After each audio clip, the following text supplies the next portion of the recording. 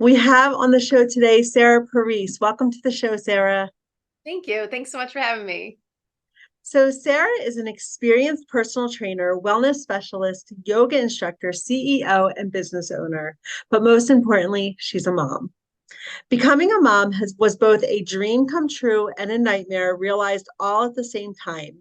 She struggled with postpartum depression, extreme mom guilt, and anxiety that dictated her decision making. Having struggled on her own for so long, she was determined to change the narrative on motherhood. Through her business, Sarah helps her clients transform their lives by prioritizing their own wellness. And on today's episode, she's going to be sharing with us how we can have more great days by increasing our energy, finding ourselves again, and living the life of our dreams. So, our missions totally align, Sarah. So, I'm excited to have you on the show today to dig in. But before we get into that, why don't you share a little bit more about your story and how you got to be where you are today? Absolutely. It has been a journey to say the least, like it is for, I think, all moms at this stage of motherhood. My girls now are 5 and 7. So this is kind of a flashback to how things were like before I kind of made myself a priority and found myself again in all of this. I've been interested in exercise my whole life, sports, athletics, all of it. That's kind of what I grew up with. I went to college and then I ended up doing my master's in exercise physiology, but I was trained as a teacher, like a K to 12 teacher. So I was teaching for 12 years, but I love living in expensive places. So New York City, LA, Washington, D.C. And I could never afford to just be a teacher. So I was bartending, waitressing, doing all that. And then somebody one night was like, why aren't you a personal trainer? You have this background. This is what you talk about. This is what you love. And kind of on a whim, I went and took the test. I was like, oh, I have a background in this and I love this. I'll take the test. Fast forward 3 months later, I'm a personal trainer and I have been ever since. So 2006 really shifted for me. And I've been helping people reach their wellness goals ever since. The population has just drastically changed. And it started with, usually, as it always does, weight loss, just mostly women in weight loss. And then I got teamed up with a military nonprofit and I worked with wounded service members for quite a lot of years. And I thought that was my passion. And I thought that would be where I stayed because it was so rewarding to see men and women who didn't think that they could be physically active again in the way that they were before, but find joy in what the next chapter brought. And then I became a mom. And then I realized how quickly we fell to the bottom of the priority list. I dealt with my own battle and postpartum depression. And 6 months after I had my daughter, I really hit a dark spot in my life. And I think it was so dark because I didn't know what it was. And I didn't, basically, my doctor described postpartum depression as sadness and like extreme sadness. And if you have a hard time getting out of bed in the morning and all like these check boxes, I didn't fit. So I Mhm. was like, oh, well, I must be okay. So I kind of This must continued be living. normal. This must be normal. This is what must be what all moms feel Yeah. like. I had more like anger and like I was just mad that I didn't have any piece of myself again. I Mhm. gave up my career, every athletic venture that I'd ever gone on. I gave up traveling. My husband and I no longer did anything. Living in Los Angeles was just like I'm just a stay-at-home mom now and I've Yeah. lost my body. I lost everything that I could like identify with. And at the 6 month mark, unfortunately, I was walking through Palisades Park. And if anyone knows Santa Monica, it's gorgeous. It's up on a cliff, it overlooks the ocean. And I remember just looking out onto the ocean and just being really just sad and mad and angry and all of these negative emotions of like, what was this choice I made? And then, of course, I felt guilty for feeling like that because it took us a long time to get pregnant with our daughter. And it's all I ever wanted was to be a Yeah. mom. And I remember sitting on a bench and just feeling this like emptiness of like, what now? Some pretty dark thoughts crossed my mind as that short fence was standing between me and the Pacific Coast Highway. And I just thought, no one deserves this version of me. Like, my daughter deserves more. My husband deserves more. My families deserve more. And I honestly just wanted to end it. I was like, I just couldn't do it anymore. And then something caught my attention and I looked down on the beach and there was two women sitting in beach chairs, like right on the edge of the water. And as the waves were coming up, they were getting wet. And it made me think of my mom because that's like her favorite thing in the world to do is to hang on the beach with a book and get your feet splashed. And then I thought in that moment, what if my mom had this experience and she decided to take a darker route than fighting through like she did? And I stepped back and I was like, okay. I sat back on that bench and was like, something's got to change. So I walked home slowly, tears like streaming down my face. And I said, I got to do something different. I don't know what. I didn't know what it looked like, Yeah. something different. But I got home and I signed up for a yoga class the next morning because I hadn't done anything since. Like I just hadn't done it and moved my body other than walking with my daughter. Mhm. And I signed up. I had the worst night's sleep ever that night. It was just, I think, anticipating getting up, having to be somewhere. My daughter was a terrible sleeper and she was up most of the night. But when the alarm went off, I got up and I went to yoga. And embarrassingly enough, I walked in, I laid on my mat and I did nothing. Like I just laid there and I cried some more and I Yeah. cried and cried. And I just couldn't even bring myself to like even move into a child's pose. I literally just like laid on my side with my arm ahead of my arm and was just like, this is what my life is now. And then the Mhm. class ended. And then of course I felt more guilt because I paid all this money to pay for a yoga class just to cry on a mat in front of strangers. And the teacher came up to me afterwards and she just like looked me straight into my soul. And she said, all that matters is you showed up. And Mhm. that has resonated with me. And I wish that I had found her years later and told her how much she changed my life because she truly did. The whole walk home, all I thought was just show up, just start showing up. And so from that day on, I have, and it's not always pretty, it's not always perfect, it's not always for a whole yoga class, but sometimes it's just having a cup of tea in the morning sun, and starting the day for myself. So it was my mission. Once I started figuring this out and piecing the pieces together, having the professional background that I have as a personal trainer and yoga instructor, I just decided to put it all together. I couldn't find it for myself, so I Yeah. created it. Sarah, that I had tears in my eyes. I don't know if you can see through the Zoom, but when you were sharing that story, like just that dark moment, standing over top of the like looking out into the Pacific Mhm. Ocean and just thinking that, like, I feel that I had postpartum as well after I had my twins, so 17 years Oh, ago, and it was such a dark place. And even though it's not normal per se, like what you were saying about with the doctor, like you weren't checking off the check boxes and you're like, yeah. this must just be normal. Like there's so many moms that have been there and have experienced that dark place and have Mhm. felt that hopelessness and feel like just disappearing Mhm. and really just it's a very difficult place to be. So I really appreciate you sharing your story, and it just, Thank you. yeah, wow. It took Okay. me a long time to be able to like verbalize Yeah. and share Yeah. it. Part of me Yeah, is I just like, I appreciate. feel so bad for even feeling like that. Like I Mm, don't want people to think that I wasn't completely in love with my daughter and that I was so right. to be a mom. But at the same Right. time, there was like this struggle of like, but what happened to me? Where'd I go? Yes, exactly, exactly. Yeah, it's that saying that every time a child is born, a mother is too, and like trying to figure out, who we are inside our mom hat or under our mom hat, and trying to navigate that huge transmit transition that comes with like so many different like hormonal changes and body changes and like the emotional roller coaster of becoming a mom. It's the struggle is real, and it is absolutely something that needs to be talked about more. So I appreciate you sharing your story. Thank you so much. I talked to a mom the other day and she said she was struggling and she goes, you know what really made me angry is I woke up one morning and I realized that my husband's life didn't Didn't change at all. change. Yeah. And when she said that, I was like, I had that like choked up moment because Yeah. yes, there's some sleepless nights and but in a stereotypical kind of Yes. relationship, their life doesn't change a whole lot and Right. continues to not change a whole lot as Right. far when you compare it to the life of a mom. Yeah. Yeah. And that can foster a lot of resentment and anger and all kinds of, emotions that can come up when you start realizing that, like when you're carrying that huge mental and physical load that comes with Mhm. motherhood. Yeah. Absolutely. So, okay. So I was browsing on your website, right, in prep for this interview, and or might have been your Instagram somewhere along on your platforms. Mhm. It I saw this caring about yourself doesn't mean me first, but rather me too. Right. Mhm.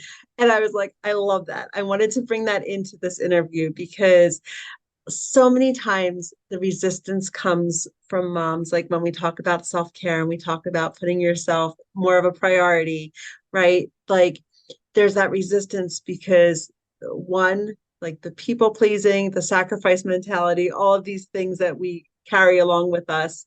Mhm. Um, we dig our heels in because we think, oh, well, then that means everybody else has to take a back seat, or taking time for me means taking time away from my family. And that doesn't sit very well. So I loved seeing that. That means me too, not me first. I'm so happy it resonated with you because the first time I Yes. saw it, it really resonated with me. I was like, oh, this is like really powerful. This doesn't have to be a, Yeah. you know, there's always critics out there of like that I'm being selfish, that I could never be as self-centered as you are. I'm like, well, you'll never also your kids will never see the joy in Yes. you that my kids see Yeah. in me. Like Yeah. they see a different version of me that I see than with parents that have that like martyr mentality of like, I Yeah. give, I never take. And it's like, well, where does that get you? Yeah, yeah. And what you just said about that self-centeredness, like Mhm. that is also one of those like expectations or one of those beliefs that we hold, like that self-care is selfish. And that Absolutely. can really stop us. So what Mhm. else have you found? Like what other things have you found with your clients or the women that you've had conversations with of why they are resistant to having like great days and and putting themselves more of a higher up on their to-do lists? It's such a good question. I think most of it has to do with moms taking time away from their family. So they're like, well, there's this yoga class I've always wanted to go to, but it's at 7 o'clock at night and it would mean I miss bedtime. Great. Okay. And if you have and I completely acknowledge, if you don't have a partner in all of this and you are the only person that can put your kids to bed, it's a different story. And I Right. tell people, then we come at it in a different way. But if you have a partner at home and they are a willing participant, or you could turn Mhm. it into a willing Yeah. participant, do bedtime once a week. Think about the benefits for yourself, what that would mean to you, and just try it one time. Right. And if you Right. don't like it and it doesn't feel good and the guilt way overweighs the amount of joy that you get from going to that yoga class, then reconsider. But at Right. least Right. try it. I think a lot of us, and I was like this when I was, especially when I was a new mom, like I felt I had to do everything because my Mhm. husband wasn't going to do it the way I did it. Yes. Then I had a good friend who was very honest with me, a fellow New Yorker, said, "Yeah, but who cares? It gets done." And I was like, "Oh, you know what? You got a point. Like it's not, Yeah. is he going to give her a bath the way I do? No. Is he going to put her in the pajamas that I wish that she would be in? No. But does Right. it matter?" And I come back to that a lot with like, Mhm. is the dinner as balanced as it would be, even now that they're a little older, than it would be if I made it? No. But does it matter? Or is it more important Right. that I go and take the hour to do something for myself? So when I come back, I can be a rock star of a mom and Yeah. be a rock star of a wife and be a rock star of a person because I've taken that break for myself. So So that I looking at the bigger one picture, the looking bigger at the big, picture. yeah. And it Yeah. is like you're never gonna not feel guilty. Like I Yeah. like even when my kids are in school and if I do something like acupuncture, which I don't even look at as really a luxury, it's more of a necessity for I have a great deal of motion sickness. So once a month I go get acupuncture and I had it yesterday. Well, I fell asleep immediately like on the table. And then I felt myself afterwards feeling guilty because my kids are at school, my husband's at work, and I'm sleeping with needles in my mouth. Which for it sounds ridiculous when you say it out loud, but there's like ingrained in you of like that we shouldn't be doing things that are restful and Right. relaxed to ourselves. And it's shifting your mindset. It's not just like anything one person can say to you. It's like a very slow process of Yes. acknowledging that your needs do matter and it's okay to put them first. Yeah, absolutely. It's funny that you had started this about the yoga class. Like mine was a Zumba class. I really Yeah. wanted to, and it was, I think it's 6 or 7 at night. It was like right during dinner time. And I really struggled to figure out how I can swing that when everything else needed to get done. Mhm. And there was just lots of like the mindset work that I had to do in order to get myself to that Zumba class. and Mhm. get past all of those excuses and get And I past think like, you said, I think I read this in one of your emails, and your husband was supportive of it. yeah, See, yeah. go, And it was just go. speaking up and like saying like, Yeah. this is what I want to do. And then Mhm. when the benefits started to outweigh the risk of not speaking Yeah. out, when but you do just have to take action. You Hmm. have to communicate and take action because you'll be surprised, or maybe you won't be surprised, maybe but it's just, the change starts within. So yeah, yeah. So share more about your great days method. So the great days method, like I said, is baby steps. It's lots of tiny little changes that add up to big lifestyle changes overall. And it does. Like I said before, it started with my cup of tea outside in the sun. I mean, it was 3 minutes and I wasn't alone. I had my daughter on my hip Yeah, and you don't need to necessarily be alone to have alone time. It can just be like a mindful activity that you enjoy or something that brings a smile to your face, something that's a little fun that you don't do all the time, and just kind of incorporating those little things. And then once you do that, you do something else. And then right. you have kind of like a habit stacking onto things. When I talk about meditation, a lot of my clients that come to me at first are like, yeah, I don't do that. I'll do the rest of your program, but I'm not meditating. And I'm like, okay. And I say, what do you think meditating is? What does meditation mean to you? And almost every single person says the same Like thing. hands on the knees, lotus position, In a dark emptying space. your mind, emptying your Yeah. mind. Seeing Yeah. yourself outside your body. That's what someone told me the other day. And I was like, I mean, that would be lovely. I'd love to get to a point of where that's the version of meditation I do. Instead, I'm like sitting on my garage floor in the morning before my kids get up for like 3 minutes, Mhm. listening to Yeah, a guided meditation about, a body scan or telling a story about, a different place I can picture for 3 minutes to kind of distract myself. Because if someone asks me to just sit and breathe, I mean, you might as well give me a pen and paper and give me a to-do yeah, list yeah. because And that's that's torture. Like when you're not used, when you're used to being on overdrive and like having all of these things, like filling your time with things, to Mhm. sit and rest is pure torture. You're like your mind is racing, like all the things that you could be doing, you start feeling guilty and all of the things. So All the yeah, feelings. yeah. So it's like all of these things where people think they need to like go to the gym for an hour and a half or get an hour massage or go to a spa, and that people think of these self-care things as All or like nothing. huge things. And yeah, the all or nothing mentality that I talk about a lot of like, you got to drop it and you got to drop it pretty quick because your best laid plans of self-care don't always go the way you want them to. Right. And really, let's be honest, in mom life, most things don't go the way you want them to. I mean, something goes awry. I mean, you're dealing with little humans with their own opinions. So it's like you plan it. And I talk about a lot bookending your Yeah. days Yeah. with stuff for yourself. So I start my day every day for myself. And people are Right. looking, I'm not a morning person. Great. Become one. Because Yeah. that might be the only You time start you doing, have.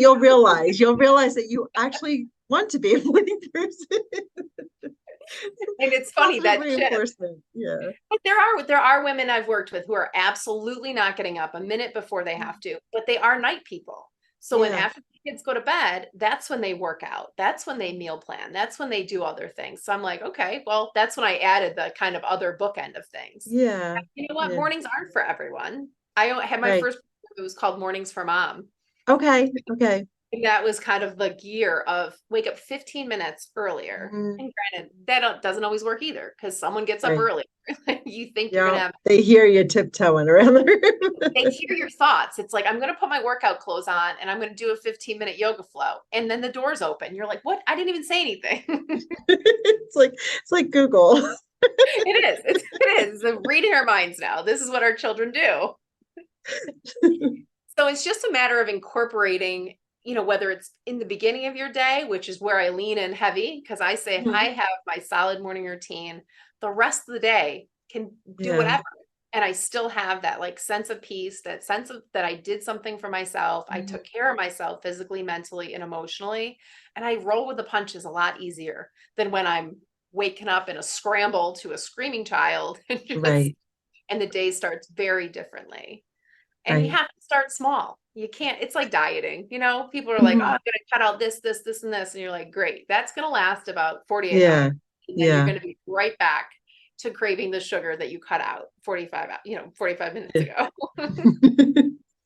Yeah. So those baby steps and habit stacking and making Mhm. sure that you're keeping that all or nothing thinking in check and And just thinking really towards. realizing again what brings you joy.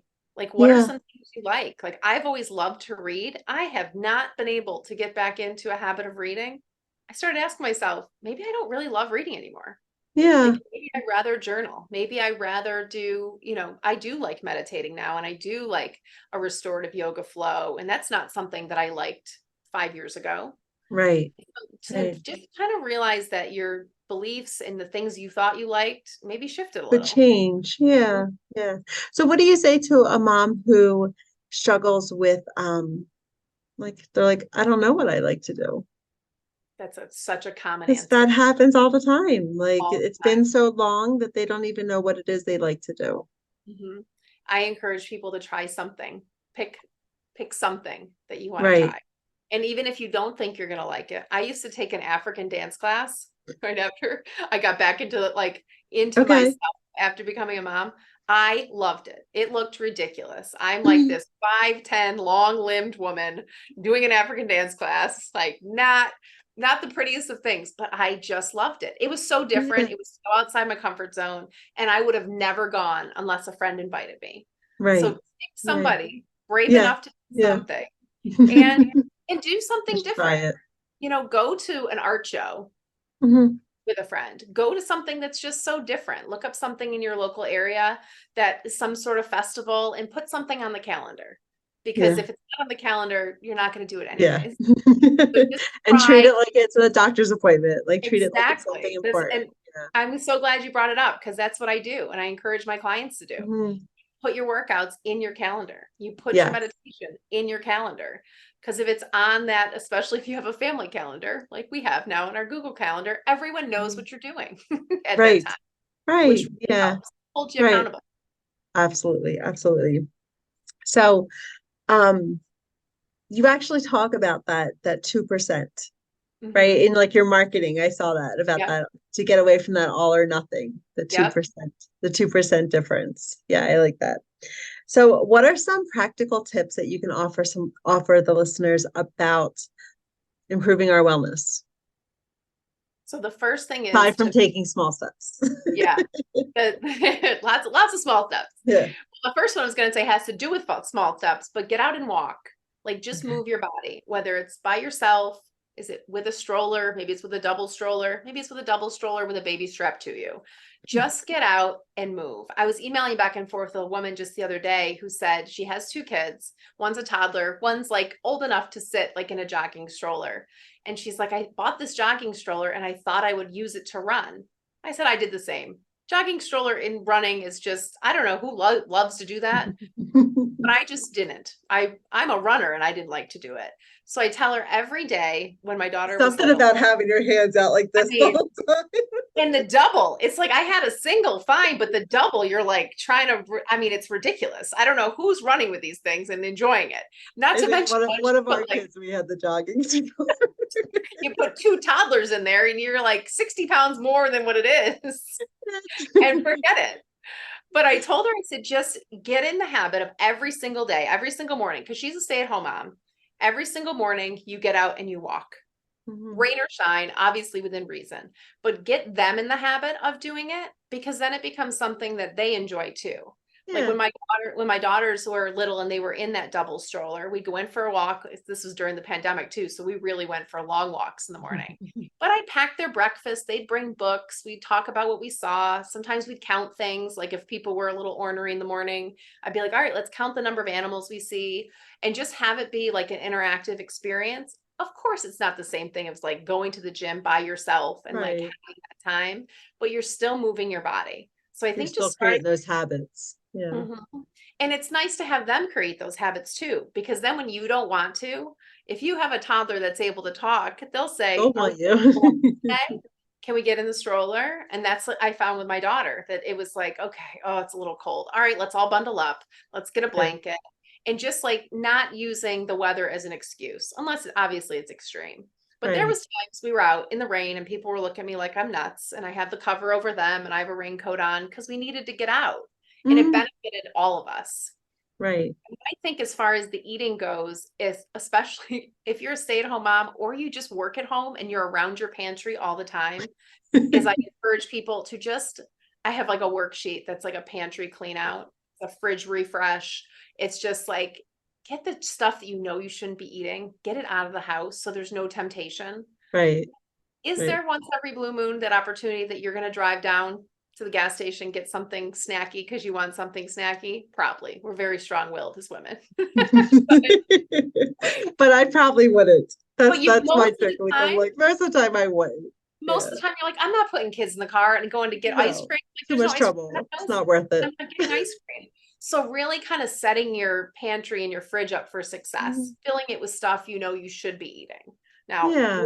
you look in my fridge, is there never going to be peppermint patties in my fridge? No, there's 100% always peppermint patties in my refrigerator because it doesn't have to be perfect. Mhm. You make healthy choices, and it's not like when people see me eat dessert, they're always like, "You eat dessert?" Well, yeah, I'm a human, and yeah, I love chocolate. Of course, I eat Right. dessert. I do Right. in moderation, but yes, I enjoy dessert. I love wine. I love all these other things. Mhm. Mhm. The 80-20 rule.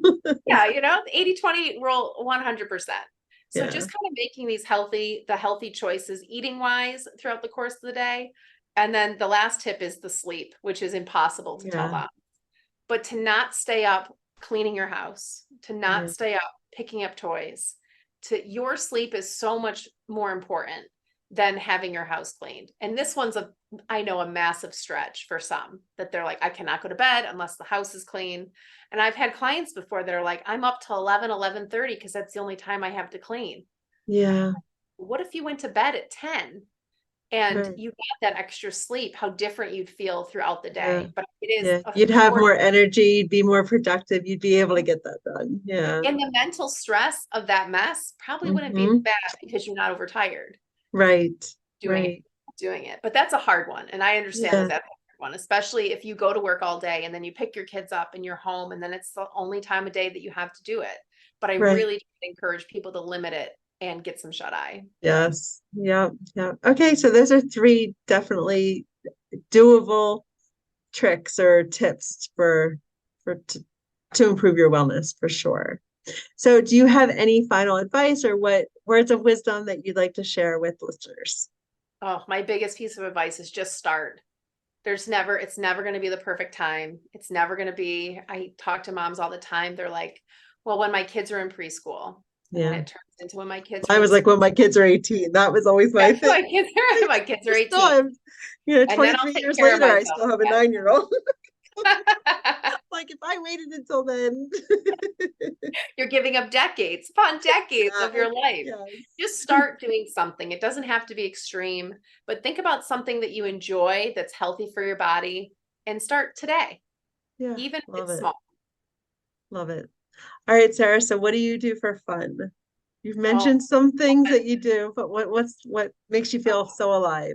I love having fun. I loved being a teacher for all those years and having all those fun with all the kids that weren't mine. And now that I have my own kids, I'm one for setting up obstacle courses around my house, getting out and hiking and having my kids have massive collections. I'm the mom that brings home piles of rocks and everything is entered into our house. We have no rules of Mm, not stopping the collections. I just really love playing with my kids because it brings me awesome. back to like a simpler time and any outdoor adventure that we can do outside is definitely my happy place. And to see them find joy in the things I find joy in, like hiking and camping and all those things, is just the best gift of motherhood. Awesome. Awesome. Have fun. All right. What book can you recommend to moms? Oh, I really like this one. It is it's funny because I my know whole it's been a while since you read. great days. It is, but it is one I read every year and it's called Your Best Year Yet.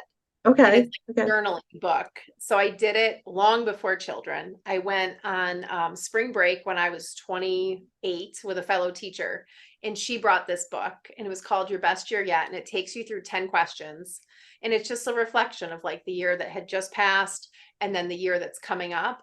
And I Yeah. love it every time I do it because it's such a different stage of life, and Hmm. every year it's different, and it really makes you. I think as moms we have an easy time taking photos. And then even if you're one that does the photo books, it's Mhm. all about your kids.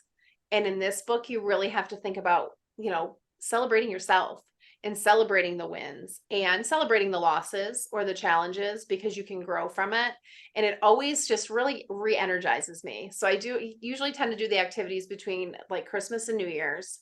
And I just kind of separate, like take 20 minutes here and there and go through and just journal on those. And it's just such a great way to end the year / start the new year. How awesome, because now you have all of these like annual records, like Mhm. the years past. That's a cool way to a cool keepsake. It's a very cool keepsake, and it's hilarious to look back on from my Yeah, late I'm 20s, sure it is. 40s, what it looks like. But it is. It's amazing to look back and see like this is what I thought was a challenge. Oh, that's Mhm. that's fun. That's an Yeah, interesting way to see that. it is. Yeah. Huh, I'm gonna have to look into that book. Sounds fun. And then where can listeners find you?